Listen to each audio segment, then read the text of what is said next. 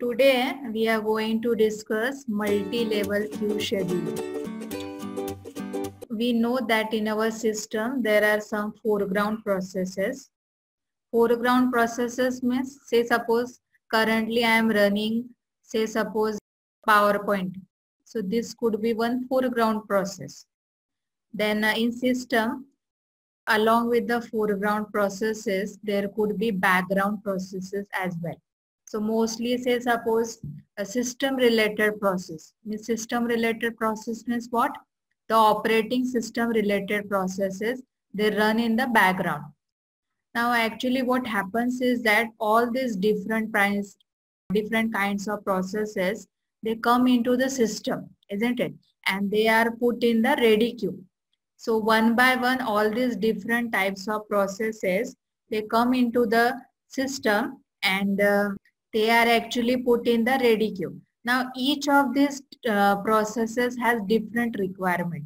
Like say suppose foreground processes may include some interactive processes.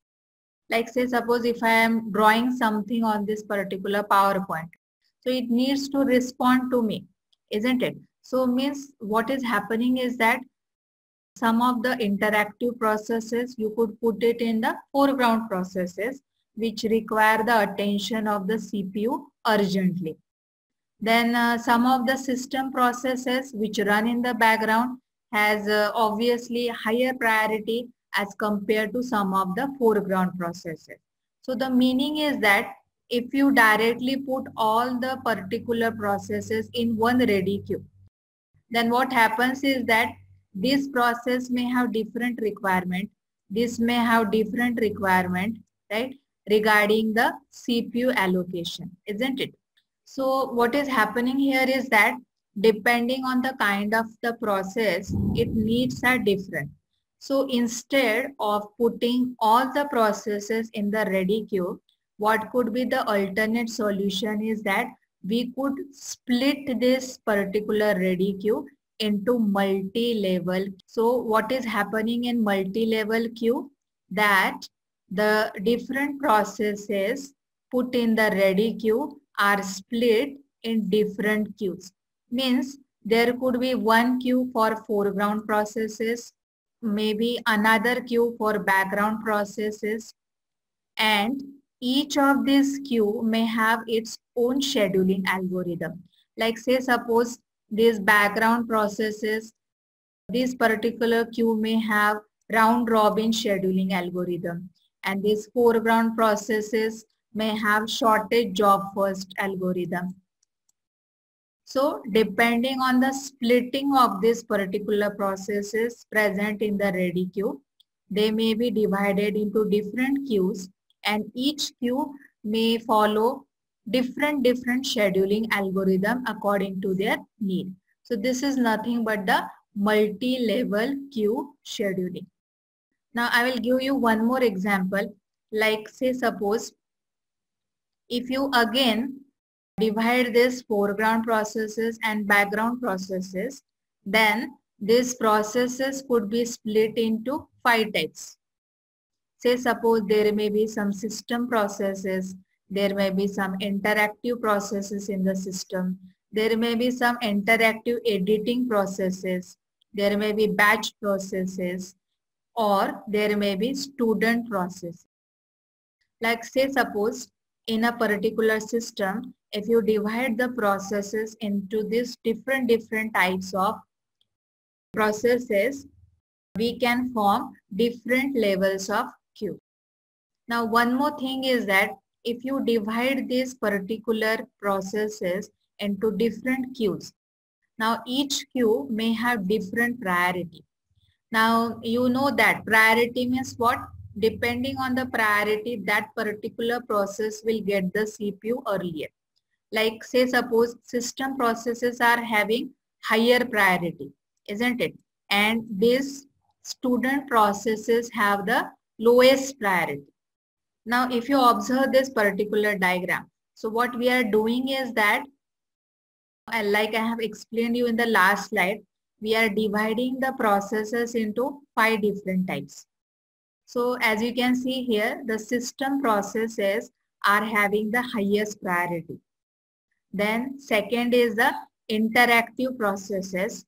Like say suppose somebody is doing some work in MS Paint, right? Or say suppose somebody is working with the Visual Basic application. So that may come under this interactive processes. Interactive editing means what? Like say suppose currently I am say editing in PowerPoint. So these type of processes will come under this interactive editing processes. There are some processes that could be grouped together and that can be run behind the scene. So those can be termed as the batch processes. What happens is that these batch processes will run in the background and one by one they will execute without the user intervention. And the last processes are the student processes which are having the lowest priority. You have split the different kinds of processes into, in this example, 5 levels of queues. Each of these system processes, for this example, we have created 5 queues. Q1, Q2, Q3, Q4 and Q5. This system processes, say suppose this is having the highest priority, right?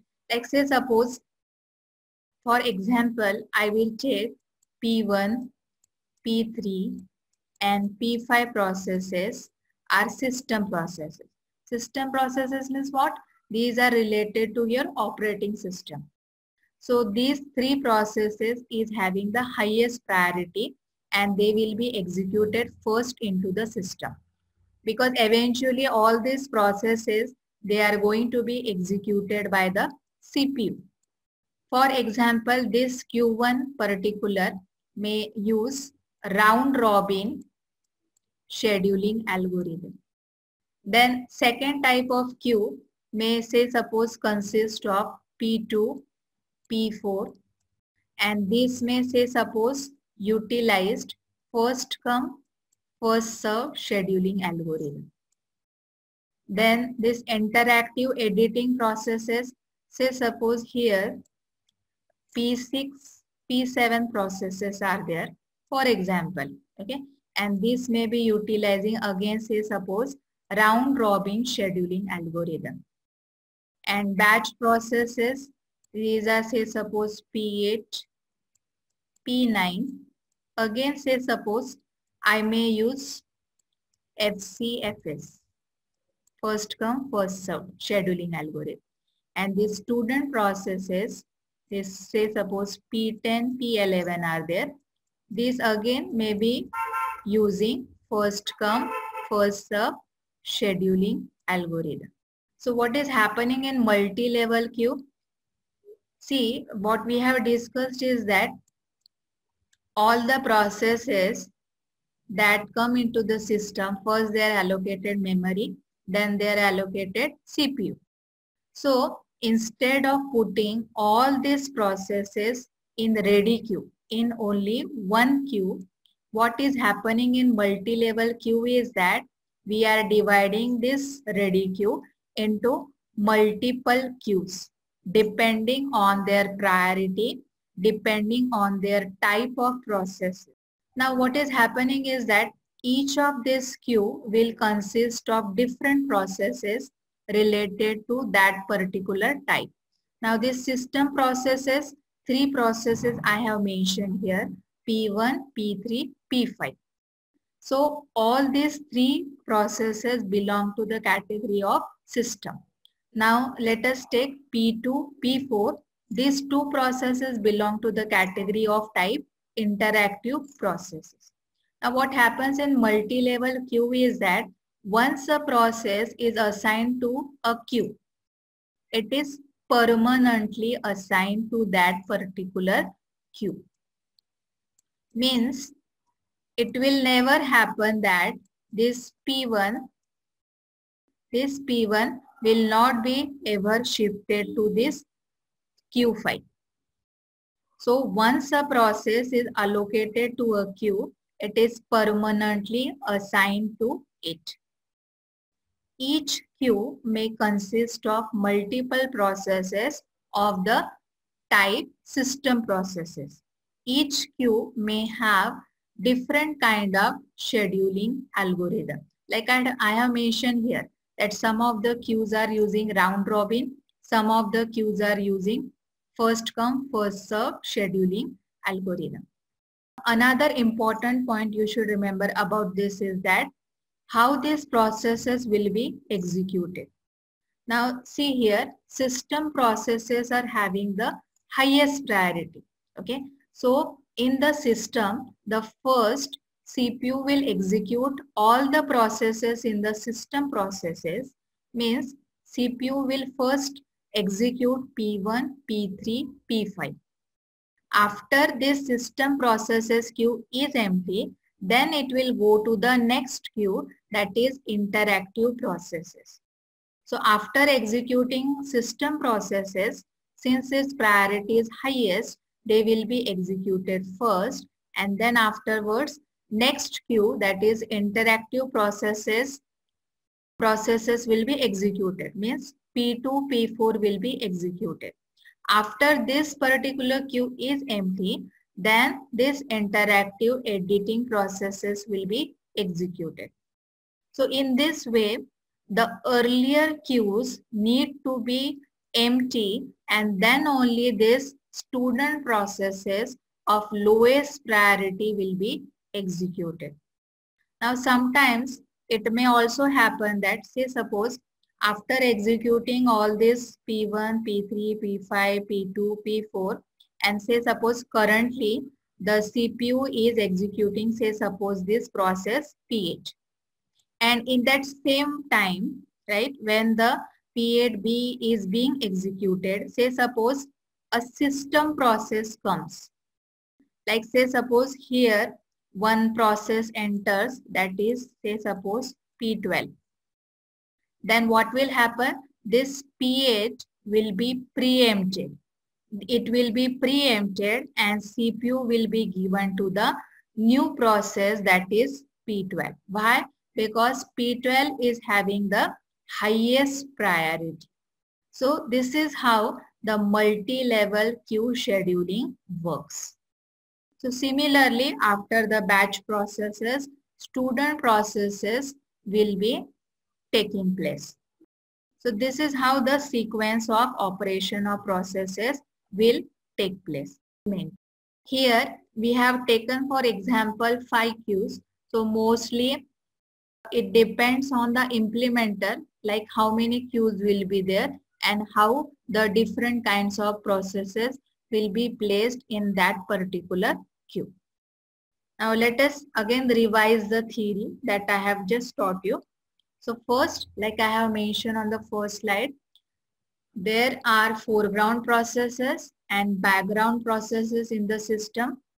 Foreground processes are mostly our user applications, and background processes are nothing but the operating system processes. Then multi-level queue scheduling classifies processes into different groups.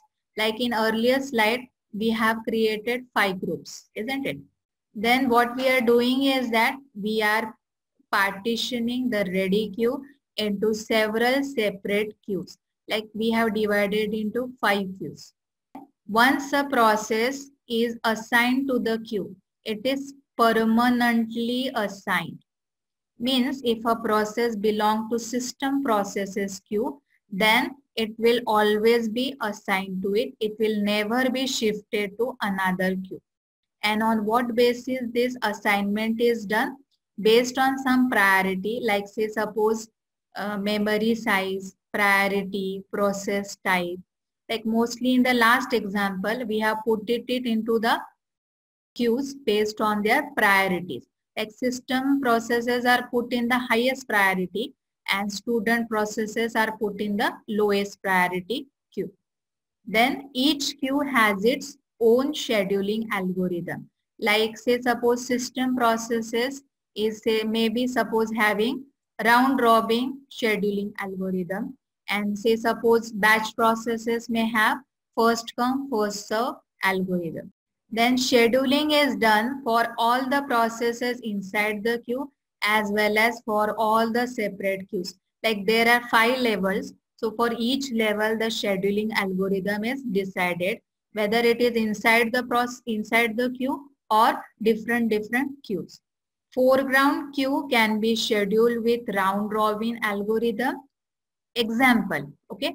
Or background queue can be scheduled by first come, first serve algorithm. Like this is one example that says suppose we may execute the round robin algorithm for foreground processes, and for the background processes we may use first come first serve algorithm. And in the diagram we have split the processes into 5 types, isn't it? First system, second interactive, third interactive editing, fourth batch, and the last one that we have considered student processes queue. And each queue contains processes, and CPU is first scheduled for all queues on based on priority, total burst time or process time. Now in the example that I have shown in this particular diagram. So here we have split it according to its priority. Means system processes will have the highest priority and the student processes will have the lowest priority. So this is how the multi-level queue scheduling works.